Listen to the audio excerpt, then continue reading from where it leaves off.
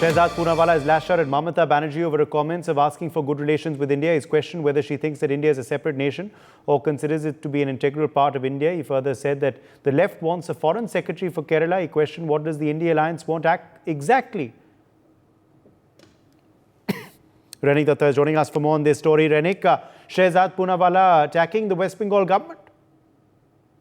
देखिए, ममता बनर्जी की तरफ से आज अखिलेश यादव को संबोधन करने के टाइम में जिस चीज का बात बोला गया है कि बंगाल चाहता है कि पूरा देश के साथ उनका रिलेशन अच्छा हो, यानी उसको लेकर ही फिर से एक बार चर्चा चालू हो चुका है, क्योंकि ममता बनर्जी के ये बयान से साफ हो जाता है कि बंगाल के साथ जो रिलेशन भारत का, वो भारत का रिलेशन शायद अच्छा नहीं था, ऐसे ममता बनर्जी को लगता है। और इसी वजह से ममता बनर्जी की तरफ से ये बयान किया गया और इस बात को लेकर ही बीजेपी की तरफ से फिर से एक बार ममता बनर्जी को घेरने का जो काम वो किया जा रहा है। दूसरी तरफ अगर देखा जाए तो आज जब अखिलेश यादव उधर मौजूद थे, उसी टाइम ममता बनर्जी की तरफ से जिस तरीके का बयान दिया गया भारत के साथ बंगाल का जो रिलेशन अच्छा बनाने का जो बात बोला गया, उसको लेकर बीजेपी की तरफ से दूसरे चीज को लेकर टारगेट किया जा रहा है। क्योंकि पहले भी देखा गया था इलेक्शन टाइम पे जब भी बाहर से कोई सेंट्रल लीडर बंगाल में प्रचार करने के लिए आते थे, तब टीएमसी की तरफ से टारगेट किया जाता था। रेनिक, बहुत बहुत शुक्रिया हमारे संग जुड़ने के लिए। शहजाद पूनावाला क्या कुछ बोल रहे हैं,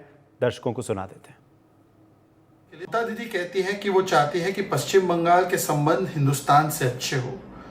ममता दीदी, पश्चिम बंगाल हिंदुस्तान में ही है, ये दो अलग राष्ट्र नहीं है। हिंदुस्तान राष्ट्र है, पश्चिम बंगाल उसका एक प्रदेश है, उसका एक हिस्सा है, अभिन्न अंग है। ये कोई सेपरेट टेरिटोरी नहीं है, यहाँ पर आर्टिकल 370 लागू नहीं है और ना ही ये अलग राष्ट्र घोषित हो चुका है। परंतु हाँ, देखिए, मानसिकता इंडिया अलायंस की इसी प्रकार की है। कोई कहता है India is not a nation, it is union of states. कोई कहता है कि केरल में अपना ही वो विदेश सचिव लाना चाहते हैं, जैसे वामपंथी सरकार ने किया है। तो ये मानसिकता जो है बीज बोने की, अलगाववाद की, शायद उसी के चलते उनके मुंह से ये शब्द निकले। और रिश्ते खराब किए किसने? रिश्ते तो तब खराब होते हैं जब पश्चिम बंगाल से बाहर से आने वाले लोगों को बाहरगातो कहते हैं। आप ही ने तो उत्तर प्रदेश और बिहार के लोगों को गुंडे कहा था, आज आप ही अखिलेश यादव जी का स्वागत कर रही हैं। तो मुझे लगता है कि कम से कम आपको चिंतन करना चाहिए कि ये रिश्ते यदि बिगड़े भी हैं तो वो रिश्ते इसलिए बिगड़े हैं क्योंकि आपने बाकी के प्रदेश के लोगों को गालियां दी, खास करके उत्तर प्रदेश और बिहार के लोगों को। अखिलेश जी को उसके बारे में बोलना चाहिए कि जो कल तक उत्तर प्रदेश बिहार को गालियां दे रही थी, आज वो आपका स्वागत कर रही थी और आप उनका स्वागत स्वीकार भी रहे थे।